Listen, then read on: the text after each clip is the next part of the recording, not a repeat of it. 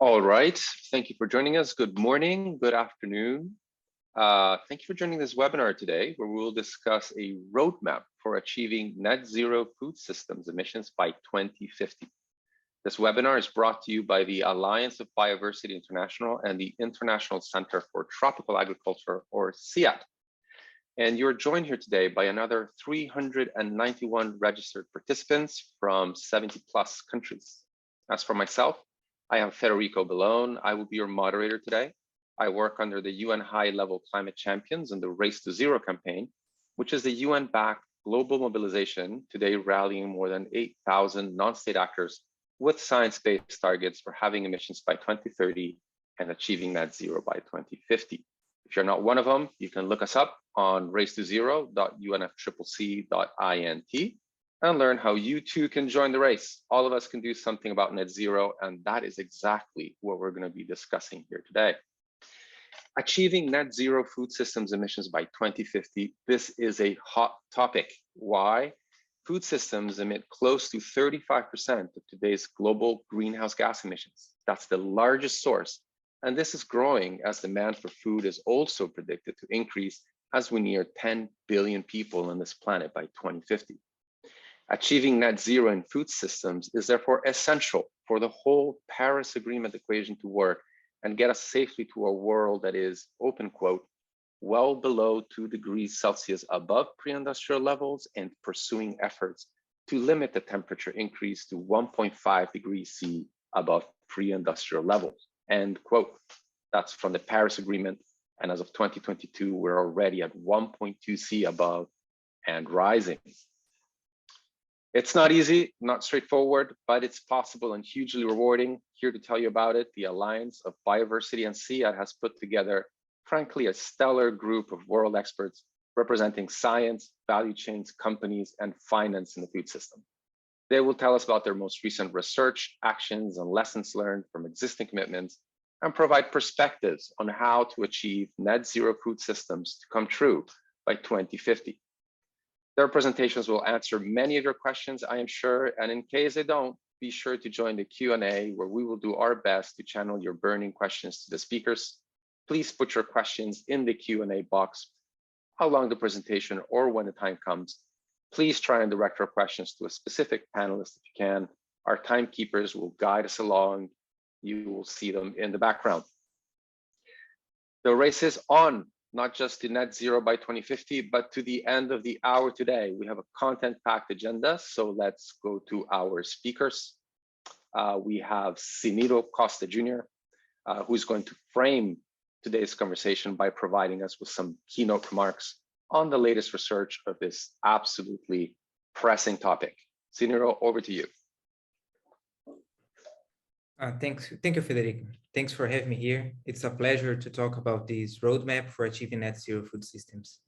This is a topic my colleague Line Wallenberg and I have been leaning on for a couple of years already, and this work provides an overview of this challenge, but also a vision that could guide food system actors towards this objective. So let me start this off with some facts about food systems emissions. Next slide, please. In 2020, food system emissions emitted close to 20 gigatons of CO2 equivalent, close to a third of global emissions. Only 4 value chains were responsible for nearly 65% of these emissions, and close to 70% of food system emissions comes from land use change and farming activities.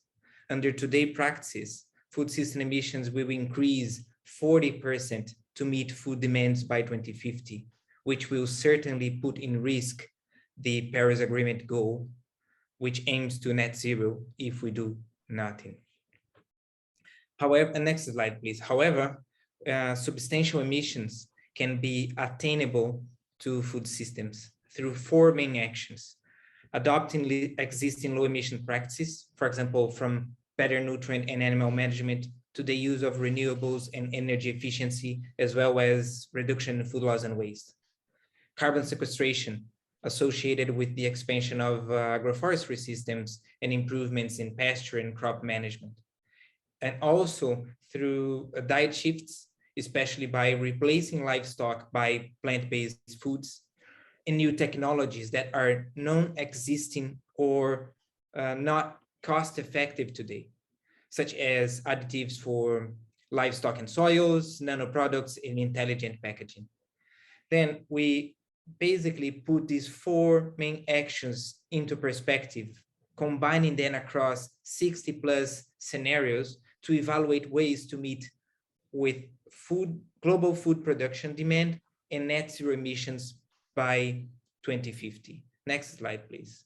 We found that only 8 scenarios lead to net zero with implementation of the existing low emissions and carbon sequestration practices. 8 scenarios need to further rely on diet shifts, and other 48 scenarios would need additional help of new technologies. As you can see there, the higher the implementation of low emissions practices, the lower is the dependence on other actions. Although fundamental, scaling low emission practices alone delivers only half of the target, unless we also harness 100% of the carbon sequestration potential there, not including here afforestation and reforestation. This move seems really and very ambitious, considering historical trends in emissions and differences in regional contexts, as well as uncertainties related to carbon sequestration. Therefore, implementing a portfolio of practices that also includes diet shifts and new technologies will likely be needed to increase the feasibility to net zero in food systems. Across value chains, it's worth noting that the livestock sector or the livestock value chain has the highest mitigation potential with the adoption of low emissions and carbon sequestration practices. And according to our estimates, food systems cannot make it to net zero without having this value chain on board. Next slide, please. So in this context, a potential vision for reaching net zero in food systems consists in implementing practices to reduce 50% of food system emissions and realize 50% of the carbon removal potential, along with a combination of diet shifts with focus on high and middle income countries and adoption of new technologies to reduce about 6 gigatons of CO2 per year. This scenario could achieve with measures for deep mitigation with existing cost-effective practices in the short run, while making affordable other practices in the coming decades. This way makes food system less dependent on the success and affordability of large-scale negative emission practices, uncertain at the moment, and stimulate carbon-intensive industries not to grow and move to less intensive options. So, although ambitious, this vision may gain traction with recent engagement of global food system actors that have created a momentum for action to move emissions away from business as usual trends. So next slide, please. And in order to realize this technical potential, we understand that food system actors must also focus on other fundamental actions that drive fundamental transformational change, especially in developing and least developing countries.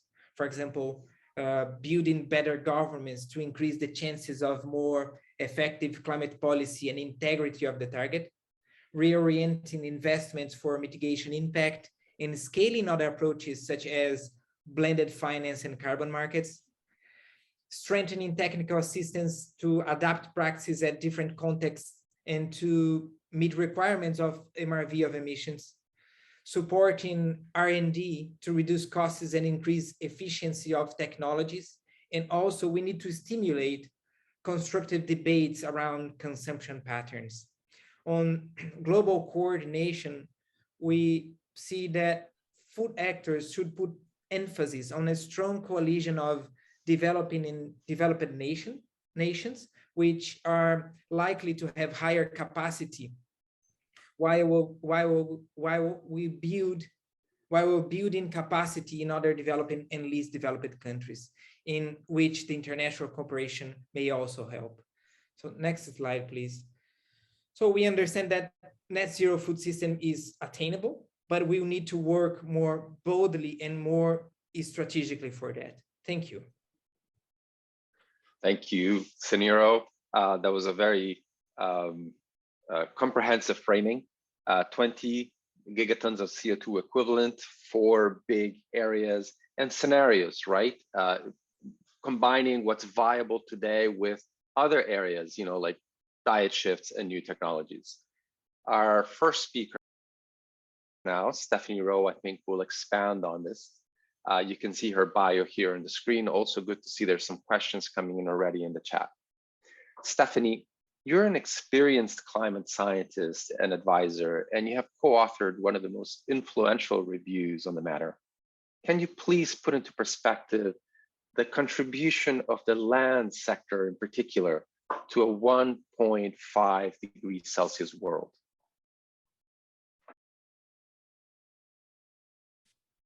Thanks very much. Pleasure to be here with you all. Today, I'm going to present some work, recent work that I've done on estimating mitigation potentials from the land sector and how they contribute to a 1.5 degree pathway. Next slide, please. So to understand the role of the land sector in delivering Paris Agreement pathways, I'll show some findings from our 2019 study first. Next slide. So in this study, we reviewed 90 model runs of 1.5 degree scenarios from the IPCC database. And we also did a systematic literature review. And what we found was that the median values of land-based mitigation potentials from the two approaches were actually pretty similar. So you can see here the IAM models and the literature are between 14 to 15 gigatons of CO2 equivalent per year. So to put that into perspective, the total land sector emissions are about 12 gigatons a year. And also in terms of the mitigation pathways, a 1.5 degree pathway, land represents about 20 to 30% of the total mitigation potential, which you can see in the pink and purple pathways in the figure. And the blue pathway is the mitigation for other sectors. So it's important to highlight that the model estimates show mitigation potentials for 1.5 degrees, and the literature reflects the full range of technical and economic potentials. So it's helpful to compare these two methods because integrated assessment models capture interactions across measures and across sectors, but they're fairly coarse in resolution and only include a few land-based mitigation measures. Whereas on the other hand, the literature can't account for these interactions, but it does capture a larger set of activities. Next slide, please.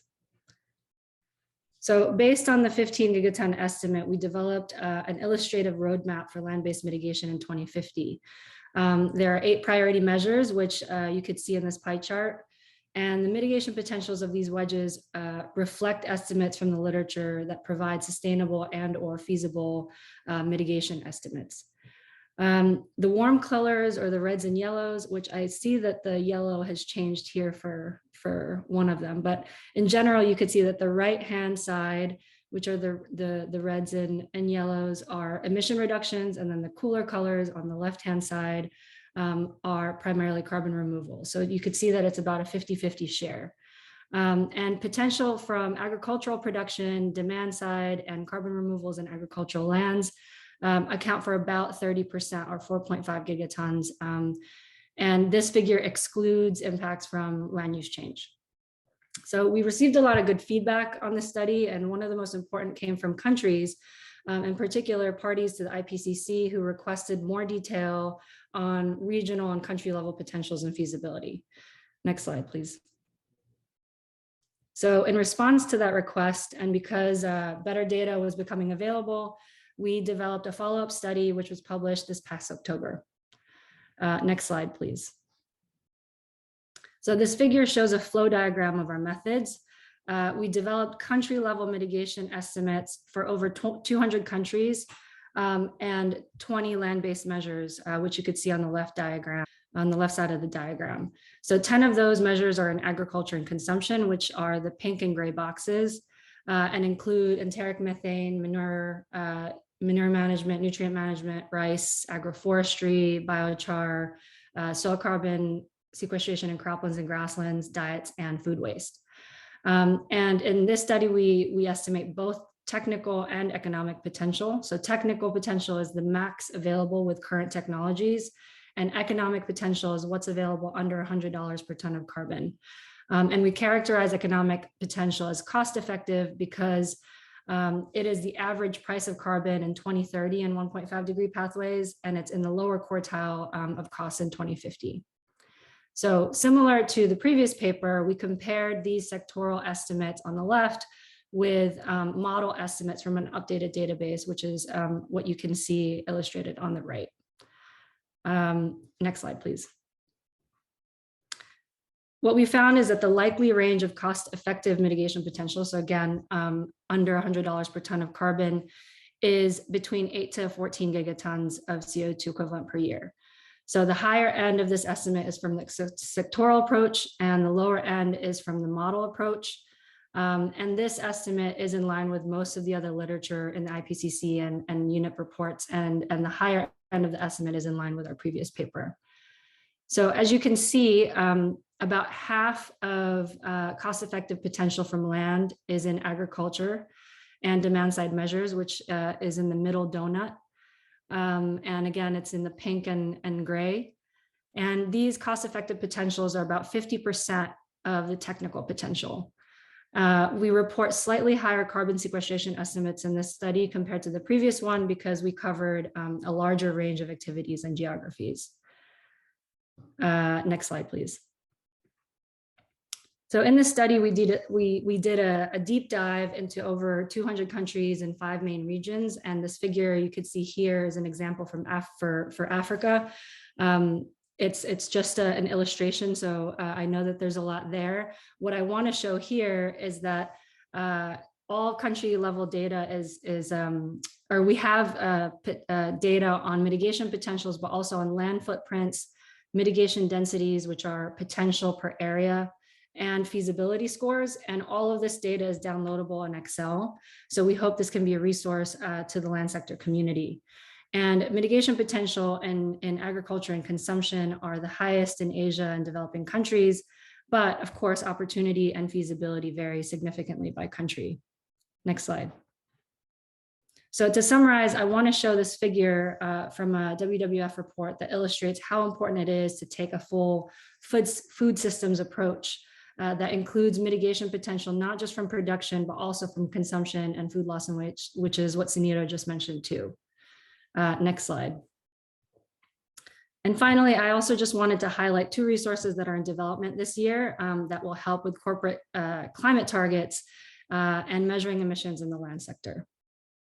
Next slide. And with that, I'd like to thank you. Thank you, Stephanie. Amazing. Thank you for also trying to stick to time. That covered a lot of ground, not least of which because it was 90 models that went into your study, truly packed with information. I think I would recommend everybody to go to the Rowe et al. Study reviewed as in October 21 and really sit with some of this information, which is truly valuable. So let's turn to the folks that are actually doing this on the ground, right? This was the science, which you just saw. And first, we're gonna hear from Nick Gardner. You can see his bio here, who will bring us a value chain perspective. So Nick, from the perspective of a very significant value chain like dairy in the US, what are the pathways that your industry or the industry you represent is taking to achieve net zero? Yeah, thank you, Federico, and thank you to the organizers for including me today. So I work with the U.S. Dairy Export Council, which is part of the larger U.S. Dairy Checkoff Continuum. Checkoff is our levy program. And we really are working across the entire U.S. dairy ecosystem, our value chain, to achieve a variety of sustainability goals. Next slide, please. Here's a quick snapshot of U.S. dairy, and while you're digesting that, I'll also note that while I'm focusing on the U.S. experience today, our efforts ladder up at the global level into the global dairy platform's pathways to dairy net zero, which really takes efforts and practices and approaches that can apply across all dairy production systems. And why does this matter, and why are we so focused on this in the U.S.? Well, with almost 9.4 million cows, small changes can make a huge difference. So next slide, please. So our vision is that U.S. dairy becomes an environmental solution. And to achieve that, we have collectively committed by 2050 to achieve GHG neutrality, That is all three of our priority gases to optimize water use while maximizing water recycling and to improve water quality really through utilization of manure and better nutrient management. Next slide, please. And how do we do this at the value chain level? I want to tell you a little bit about the Innovation Center for U.S. Dairy because it's how we've pulled the value chain together. Within the Innovation Center, we have many of our large co-ops, all of our major dairy processors. We also have farmers and we have the users of dairy, the folks that are making the dairy products and marketing them. 27 board companies and almost 400 people involved through our committees and task forces. And it's those committees and task forces that are helping to actually design and implement the practices, the research, and the programming that will help us achieve our goals. Next slide, please. So through the IC, two main focuses. At the farm and field level, we have our Net Zero Initiative and our processor working group for processors. NZI, or the Net Zero Initiative, is really our flagship. And what that is working towards is advancing research, developing on-farm pilots, really piloting new markets for products and making sustainability practices accessible and affordable to farms of all sizes. And it's focused on four main areas: feed production, enteric methane reduction. Enteric methane is methane emitted from the cow belches, manure management, and energy efficiency. On the processor side, we have a processor working group within the Innovation Center that really reflects like 20 of our flagship best processors in the US. And they're working on implementing best practices, conducting research, and pushing the industry towards ambition in reducing GHG emission, improving green packaging, efficient waste management, and increasing recycling and reducing water use. Next slide, please. So, thinking about how the US experience can be applied to countries elsewhere, one of the things I want to stress on this slide is that the Net Zero Initiative is successful because of the diversity of partners we have convened. We have our dairy organizations, we also have corporate and funding partners, we have NGOs involved, we have research partners, and ultimately we have folks that are tasked with executing our projects. And really and truly, the diversity of ideas, approaches, and knowledge that this brings together is critical for success. Also critical for success is the focus on fundraising. We cannot expect through our value chain or any dairy industry anywhere in the world that the dairy farmers pick up all of the bill for changing sustainability practices at the farm level. So, our fundraising has focused that 31 million we raised really for pilot projects and implementation of practice changes at the farm level. Next slide, please. So when we think about how we achieve our GHG neutrality, this is a really helpful diagram. It shows our four major areas. On the feed side, about 26% of our emissions come from feed production. We're really focused on sort of precision agriculture and practices like no and low-till farming and cover crops that help increase our sequestration potential. Within manure management in the United States, anaerobic digestion is going to be a critical tool, as well as developing products post-manure management that farms can more simply use on farm or can actually market. Enteric methane, that is going to be the hardest task for the US dairy industry and dairy globally. We have some real technologies in diet management, improvement of genetics, feed additives that will help, but this is going to be an area of continued focus. And then the energy side, increasing the access to renewable energy on farm and really focusing on energy efficiency. Next slide, please. So what does success look like for us? And ultimately, it's this acceleration of adoption of practice across our value chain. Whether you are a farm with 5,000 cows or 50 cows, we want to be able to support progress. Obviously, we've got to meet our goals as well. And we want to help enable other industries and communities to be more sustainable, whether that's through bio-based products, whether that's through renewable energy that we can provide. We also want to create new value and new revenue resources for our farmers, particularly as we look at renewable energy, and we want to be a catalyst for broader change. Next slide, please. So with that, I'll conclude and looking forward to the Q&A, and thank you again to the organizers for including me. Thank you, Nick. Absolutely wonderful to see this vision and how it's segmented by parts, in particular processing and on-farm. And I think you've also showing how there's a lot of untapped potential that can come when we create these segments, emphasis on collaboration. And I noticed 31,000 farms in the USA alone, 98% family owned. So it comes down right to a family in the US at least. So this is the case of an entire value chain. And now we're going to look at what an individual company can do, albeit a large company, Mars. You can see Autumn Fox's bio right here. Autumn, Mars is one of the largest multinationals in the food products industry. In 2021, Mars announced its commitment to achieve net zero emissions across its full value chain by 2050. Autumn, has Mars been able to deliver on this commitment? Thanks, Federico. Yeah, it's a pleasure to get to share our perspective on net zero. So just a brief word of introduction, Mars is probably pretty well known as a chocolate and confections company, but we're also actually a major player in pet health and nutrition, which you may not have known. So yeah, we actually were one of the first to start on the science-based target journey more than 5 years ago. And so far we can see that the actions we've put in place in our business are working. Our emissions are going down, even though our business is thriving. Next slide, please. So in the spirit of following the science that we have in science-based targets, last year we updated our commitment to be net zero by 2050.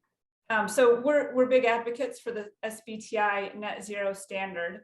And for our business, this means that by 2050, we'll dramatically reduce the footprint of our full value chain. And based on what we know now and what we've just heard, we expect that even with an agricultural transformation, there will still be residual emissions from agriculture. So we'll begin neutralizing those residual emissions with carbon removals. Our business is really laser focused on what we think of as net zero done right. That to us means that we're reducing the absolute emissions across our entire greenhouse gas footprint, including all of our upstream and downstream emissions, no exclusions, that we're setting 5-year milestones to help us drive action and track our progress over time, just like you saw on the last slide, and that we're getting incentives right by tying executive pay to deliver greenhouse gas reductions and incentivizing suppliers and others in our supply chain to cut their emissions. Next slide. So with those principles in mind, we can look at what are the biggest things that we need to do to make this come to life over the next 3 decades. And there's a million other things that we need to do, but really the big priorities are clear. We need to get to full renewable energy. We need our suppliers to join us on the journey. We absolutely need to end deforestation and conversion in our supply chain, and we need to transform agriculture. But even if we succeed at all 4 of those, again, we don't think that agriculture will be zero emission. So we will need some form of carbon credits, and we don't think we can wait until 2047 or something to start working on that. It's going to take time to build up our capabilities and to scale up those good quality projects that benefit people and ecosystems as well as carbon. So we're actually starting this journey now with a few brands that are going to go carbon neutral this year. Next slide, please. We've learned over and over that sustainability is not a journey we go on alone. It has to be done in really deep collaboration with communities, with suppliers, with industry groups like Nick just shared about, and governments, all parts of civil society. What we need most is a regulatory end to deforestation and conversion, like we see developing in the EU, the UK, and the US. Those efforts are really crucial to achieving net zero agriculture, and we really need all countries to end deforestation and conversion, both within their borders and in their imports. And that has to happen only if it's, supported by good livelihoods for the communities. In addition, on regenerative agriculture, we really need a dramatic shift in the enabling environment so that it can be broadly adopted and actually scale up exponentially. So getting the policy and the incentives right is really crucial. As an ag company right now, we can only report on our emissions. But as we know, and as we saw, nature-based removals and agricultural supply chains are a huge part of the equation here. So we think it's incredibly important to develop a system for accounting that allocates responsibility logically, that is scalable, that'll work over time, and that supports the regenerative agriculture transition. And I think the fourth point here is actually really important. So as an agricultural-based company, we see that we are going to need all the agricultural removals possible to balance agricultural emissions in our value chains. But if those removals are being credited in the voluntary carbon markets and sold off to other industries that are emitting, we won't be able to achieve a net zero food chain. So we really need to find a way to have that transition support now that leads to climate smart food and keeps removals in agriculture in the long term. And I think that'll be the real trick of this transition, particularly when it comes to achieving climate smart food. Finally, as we heard from Ziniro earlier, we really need to scale up technological breakthroughs, both the ones that we can imagine right now and the ones that we can't. And I think I'll just end, by saying that food is really the foundation of our society. So it's really important that we actually get net zero right in this segment.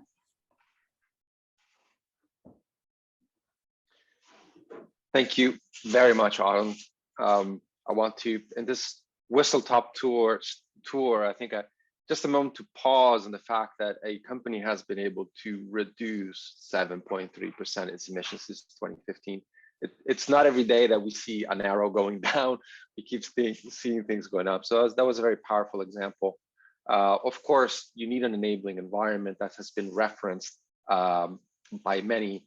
You mentioned quickly that you were one of the first companies to join the SBTI efforts. I would strongly encourage people to look into that. Actually, there's an open consultation on the SBTI now, and I think Stephanie also mentioned it. So it's those targets that enable action. You also mentioned to stay laser focused on something, so zoom in. But now let's zoom out with our next speaker. Tim Searchinger has led a very authoritative report on how to achieve sustainable food systems by 2050 and presenting a menu of options that don't just meet carbon needs, but also developmental needs and needs for nature.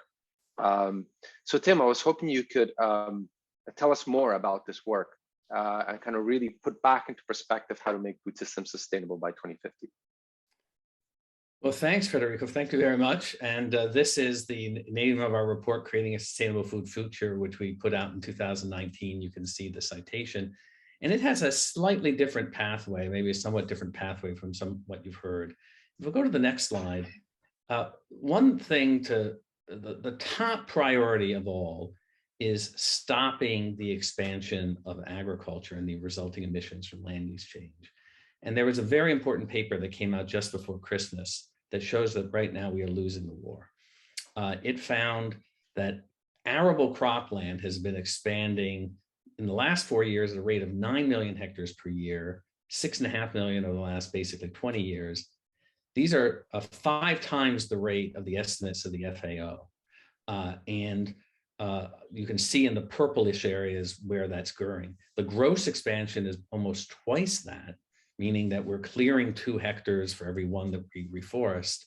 And the first priority is how do you feed the world without that? That doesn't even count the expansion of tree crops and pasture. We probably are clearing an area roughly the size of 1/3 of France every year. So the first thing is we have to feed everybody without clearing more land. The next slide. So our solution is basically, we think it's 4 components. Produce, protect, reduce, and restore. Produce more food on the same land. Make sure that that is used to protect forests and not to shift forests and expand them into places where you're increasing yields. reduce demand for land-based products in every way we can, diets, food loss and waste, avoiding increasing demand through bioenergy. And then only if we're successful in doing that do we have the land that we can then restore in any meaningful number for forests. So you see a lot of these claims of nature-based solutions that claim we're going to reforest vast areas, but you can't do that so long as you're still clearing land. And I want to draw your attention to that green bar. The green bar, the yellow bar is our estimate of the greenhouse gas emissions on this is the second bar from the left of the greenhouse gas emissions in 2050 if you tried to produce all the food in 2050 with 2010 farms, the same farms in 2010. And those emissions would be 38 billion tons per year. And the green bar next to it are the benefits of increasing yields and livestock efficiencies to hold that down to a mere 15 gigatons. And then from there, we do other things. And one of the stunning things to me is that sustainable intensification, increasing yields, is never mentioned as a mitigation activity, but it's absolutely a core. So even when we, in our estimates, we try to hold down consumption, cut consumption of beef by the wealthy by 50%, there is nothing more important than this sustainable intensification. Next slide. We also think other estimates tend to underestimate the potential for mitigating the production emissions, methane and nitrous oxide. Here's just a famous graph from Herrero et al. In 2013. And the basic rule is that because of different feeding efficiencies and other efficiencies, the typical emissions for a kilogram of beef are 10 times that in most of the world than are achieved in kind of Western countries, and up to 50 to 100 times that. So clearly the technical potential is vast, just if we can improve the feeding efficiency and the overall efficiency of this production. And the next slide. We also think that one of the things that's happened is in the agricultural sector, for reasons we don't really understand, mitigation tends to focus only on existing technology. Whereas in the energy sector, all mitigation estimates are based on expected or potential new technology. So these are the technologies of 3-NOP, algae that can potential to reduce enteric methane emissions a great deal. But the amount of money put into this research is almost trivial compared to what we could need. I heard Nick say they've managed to get $31 million for projects. By not emphasizing the opportunity for technical innovation enough, we don't attract the funds that are necessary to produce that technical innovation. Next slide. The areas that we're skeptical of are in some of the soil, the carbon sequestration numbers. Now, one thing we're not skeptical of is reducing emissions from peatland drainage. So drained peatlands for agriculture are about 0.5% of the world's agricultural land and generate 2% of all human emissions, about a gigaton. So a top priority is restoring those lands. Next slide. And we do see some opportunities for agroforestry, but they're tough. So for example, the bottom left are silvipastoral systems in Colombia. They're on about 50,000 hectares of land in Colombia out of about 25 million hectares of grazing land. But these areas, how do you expand that up? If you want agroforestry, you need things that replace annual crops or enhance production of grazing. On the top right is Pangamia, a potential replacement for soybeans. The next slide, but what we sometimes see are these huge estimates of agroforestry potential. And there was one, I think in the Rowe study mentioned it's 5.5 gigatons of CO2 per year technical capacity. And we think this tends to be overestimated. If you look at the part on the right, the study this is based on basically found that on 99% of the world's land, there are almost no trees. And then this tiny area, if you look at that out to the 35 to 40, on 1% of the world's land, there are a lot of trees. And the estimate is, well, what if just 10% or even 100% of the world's cropland had all the trees of that 1%? But there's no reason to believe that. Next slide. There are lots of reasons land doesn't have trees on it. What could explain the 1%? Well, it could be land being abandoned. It could be erroneously interpreted. It could simply have some fruit trees on it. And in fact, next slide, if you wanted to prove, if you had a hypothesis that having a lot of trees on cropland was problematic, you might do a survey and say, well, how many farms have a lot of trees? And if we found that 99% have very few trees, the assumption should probably be well, actually, it's really a problem to have a lot of trees. So we see kind of overly grandiose estimates of the carbon sequestration potential, which we think undermines these other efforts. So I'll just close by saying the first thing we need to do is hold down the demand to expand agricultural land. And that is producing more food on the same land, reducing our demand for land-based products, particularly don't increase them through things like bioenergy, hold down diets, and then utilize that to protect habitat. Thanks. Thank you, Tim. This is definitely sobering. And I think what I heard a lot is, this idea of efficiency, right? How do we get better at producing what we do, produce more on the same land, stop conversion right away because it's just making the problem worse, and then navigate some of the still intricacies and difficult topics like soil carbon and so on. I want to pause and thank all the panelists. I mean, there was a true effort of concision, covering all this ground. If you're like me, you'll have a lot of questions. I've seen several of them coming in through the chat. And actually, I've just made a mistake. I forgot one of our panelists. Very sorry about that. I'm moving a little fast myself. So you already know what we're going to say in the Q&A. We have Mauricio Benitez, of course, finance. Mauricio is from Responsibility. And I think Mauricio is going to walk us through how we balance maturity, risk, and how do we turn this important transition into a wholesome, profitable business. Apologies if I jumped ahead, Mauricio. Over to you. Apologies accepted and not needed, actually. I'm just very happy to be here and be able to explain a bit where we come from and how we are addressing this problem with potential solutions, because we believe, and I'm really happy to share with this with the Stephanie team, because most of the design of our products, current products, they come from this science-based research that is really prominent since 2019. So next slide, please. A bit on responsibility, because finance is trust, and trust cannot be shown without numbers.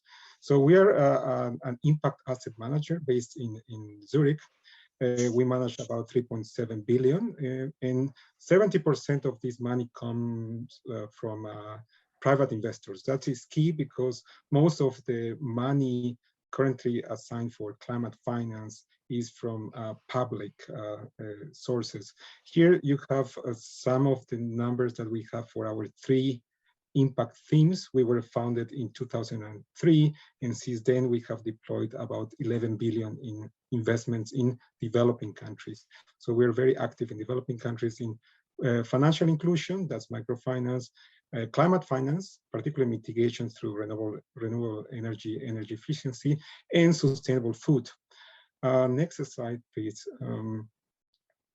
So our latest fund is an overlap between sustainable food and climate finance. So we've been partnering with the CGRR on the fund design and now implementation of this novel fund, because it's taking a science-based approach that is will take it from pre-investment to post-investment. And yes, well, probably next slide, please. I can go deeper. It's basically trying to address a market gap. We see that for supporting the transformation of food systems, we need to invest patient long-term capital. So the fund will provide long-term growth debt to companies that they will be present across the food system. As Stephanie said, there's a lot of climate mitigation potentials if we address the entire food system. And our investment teams will just focus across the value chain in sustainable intensification of production. As Tim said, we need to make better use of our current resources, but also apply in climate smart interventions in the rest of the food system. The companies will be screened, chosen, and ultimately financed through a proprietary novel tool, scoring tool that will also estimate impact that has been developed by the CGIAR. The tool will just help us to prioritize the companies that can truly are able, but also are willing to implement climate smart interventions. These are the what Siniro was describing, the how to lower emissions and sequestration practices. Next slide, please. We are planning to have a demonstrative effect. So our $200 million fund will not be able to deliver all the gigatons of climate mitigation needed for making the food systems net zero by 2050. What we want to do is really work with companies that are in a growth stage. So they need to produce, they want to produce more food, and they also are able to deliver that food in the food system. But they have limited access to long-term capital, but they have the possibility, and through technical assistance, they can implement these climate smart interventions in their growth plans. So companies that grow, but through technical assistance, we can advocate and implement these practices. And also something that it was addressed, that we need innovation, we need to influence the adoption of new technologies, to work with companies that are innovative and they can serve the food system to really accomplish that impact. So some of them, they will need advisory to incorporate these climate smart interventions. The other will just need more capital to push them forward. Next slide, please. Well, as said, during the 10 years of this fund, we expect very interesting impact indicators, but they are, of course, just demonstrative, because these companies will just allow us to say, well, it's possible to implement these climate smart practices and still be profitable. We are committing, well, we are targeting and saying to our investors that through this fund, we can reduce 8 million tons of CO2 emissions over 10 years. We want to really reach 300,000 hectares with the climate smart practices. And something that is key, we want to target food loss as one of the key components. In developing countries, food loss happens in more in infrastructure, in warehousing, in processing, whereas in developed countries is food waste. Next slide, please. Just to conclude, saying thank you and looking forward to the questions. Federico. Thank you very much, Mauricio. Science meets finance. It's what I was writing down. That's what we really saw in your presentation. It's kind of what we always hope to see happen. It requires patient capital. There is a market gap and a combination of advice to certain companies and then more capital when those companies are ready to grow. Okay, so as I had preempted early, we're now into the Q&A section of our panel today, and we already have a question that has come in and it's been fed to me. This question is directed to Stephanie Rowe.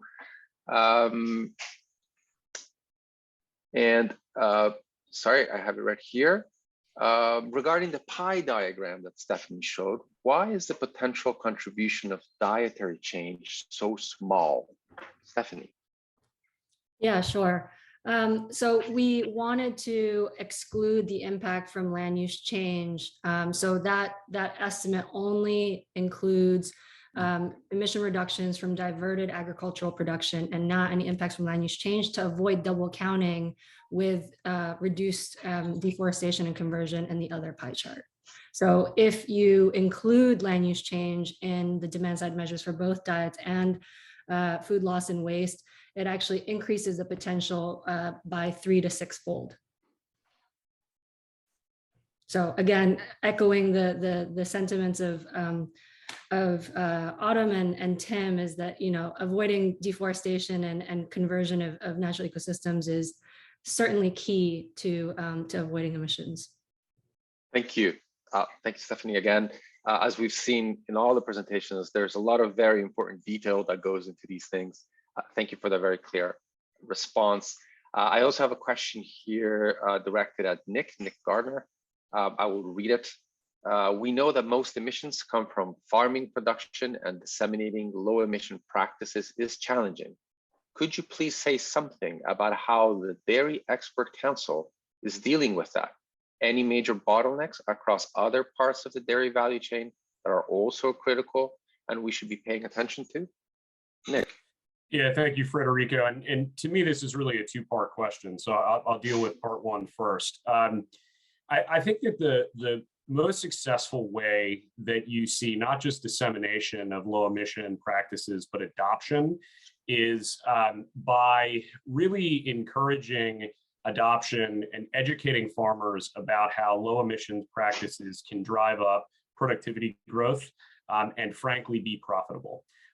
We know that our farmers care deeply about being able to provide for themselves, for their families, and when we make and sort of link practice changes that are sustainable and environmentally positive with profitability, we see much greater uptake. And in terms of bottlenecks, I think that the biggest bottleneck to think about for us right now is finding ways that practice changes can work regardless of size, regardless of approach to production. I know many of you have mentioned sort of feed additives, for example. Feed ration changes, the use of additives can apply whether you have a very small herd or a very large herd. It's about education, it's about technology and development, as was noted by Tim, and it's about really showing and demonstrating to farmers how that change in ration can drive down emissions, but also drive up productivity and profit. Absolutely, Nick. Thank you. We have more questions coming in, roughly one per each speaker. So let's make sure we have time for that. There's a question here for Autumn, and I think Nick also in his presentation referenced the importance of actual farmers, people that are on the farm doing this. The question to Autumn, and I quote here, given large corporations such as Mars have thousands of farmers working under several different political and technical contexts, what are major barriers relating to accessing farmers and promoting changes? How Mars is planning to overcome that? Autumn, please. Yeah, thanks. So, I mean, maybe it's worth to dimensionalize this challenge. We have something like on the order of 20,000 suppliers in our supply chain around the globe. So one of the things that we always have to consider is how do we figure out where are the biggest opportunities and go after those rather than trying to go one by one through those 20,000 suppliers, right? So that prioritization is an important first piece.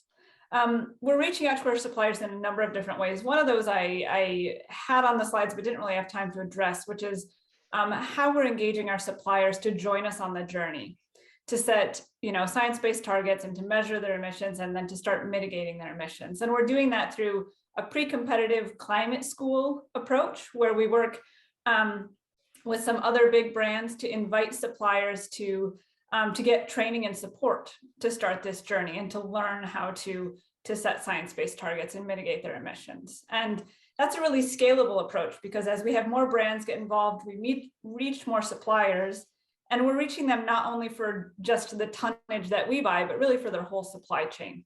So the impact of that could really multiply very quickly.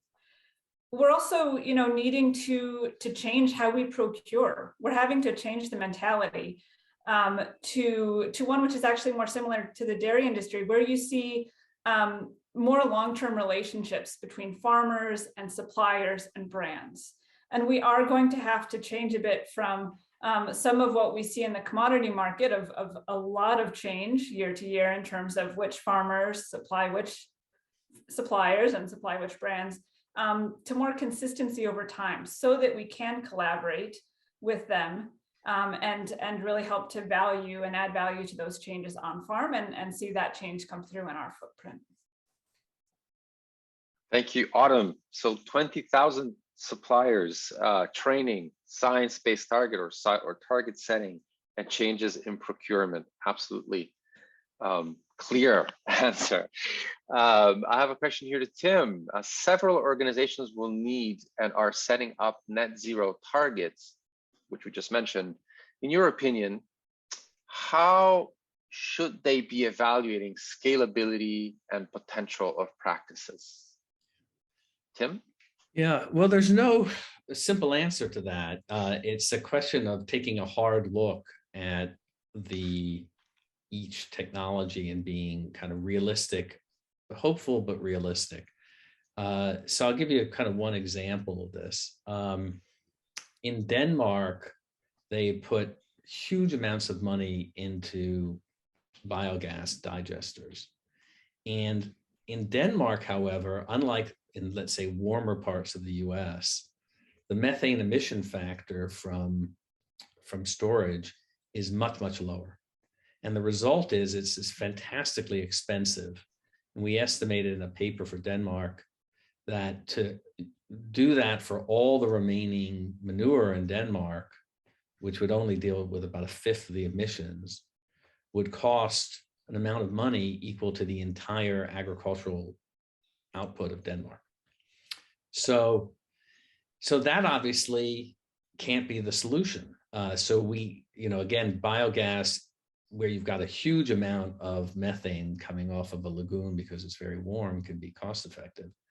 But we're going to need alternative solutions. Now, there are a variety that needs to be pursued, solid separation. There are even some ideas of adding a little bit of sulfate to a tank. But so it's being hard-nosed and realistic about those. But it is kind of strange that some things get grossly underestimated in the global scheme of things, like peatlands. Peatlands have just this fantastic level, drained peatlands, fantastic level of emissions per hectare. And when countries are like Denmark have to actually start taking their emissions responsibilities seriously, they immediately start focusing on peatlands. So this, relatively speaking, people hand wave, and we're going to have massive amounts, 1 billion farms, 1 billion hectares do a little bit of practice to get a little bit more soil carbon. And meanwhile, we have a few, 25 million hectares of drained peatlands that are generating, a gigaton of CO2. So focus where it's obvious. So I think if people really just are practical, you can systematically go through the remedies and see where you have the chance to be able to scale things. Absolutely, Tim. Always sort of sobering and balancing using finance and the costs of these solutions to pick and choose. And it's no surprise to us how nature many times is already providing solutions at scale for a fraction of the price, right? That's what we always come back to. I have a final question here for Mauricio. I will read here. What's the role of blended finance to make low emissions food systems competitive? How to minimize risks of those investments, like large ag subsidies, financing high emission practices? Mauricio, please. Thanks, Federico. Yeah, just blended finance is the use of public philanthropic capital to leverage mainly private funds. That's let's say the definition. And in our fund, that what is doing is using that capital of catalytic capital to the perceived and real risks of investing in developing countries, emerging markets, long term, with the agricultural risks, performance risks that are there. So that's one, but actually the very interesting part of this type of finance is coming in the form of technical assistance, because we truly believe that these companies can grow and they're profitable. That's what we've been doing for 15 years. But they are alone, and this is something that was addressed by Nick, is that it's very difficult for them to implement these low emissions in these sequestration practices without some support, particularly in emerging markets. And that's what we are fundraising also, money that can support the companies to grow sustainably, because to our surprise, we see that everybody is conscious about environmental and these planetary problems, but they have they lack the capacity or the funds to finance that extra leg that might not be represented in their profit and loss in the budget. So I will say that will be the main use of this public money. Thanks, Mauricio. Thank you very much. Thank you all. I'm going to have to bring this to an abrupt close because we are on time. It has been truly wonderful to spend this time together. Big congratulations to our panelists who are able to summarize such a monumental amount of experience, both at large scale global level and zooming in to a company level or a very concrete action. Presentations and recordings will be shared via email next week. Let me just check in with our production team if there's any announcements that I have to make. And if not, we are all set. Thank you very much. Enjoy your weekend, and don't forget to take action.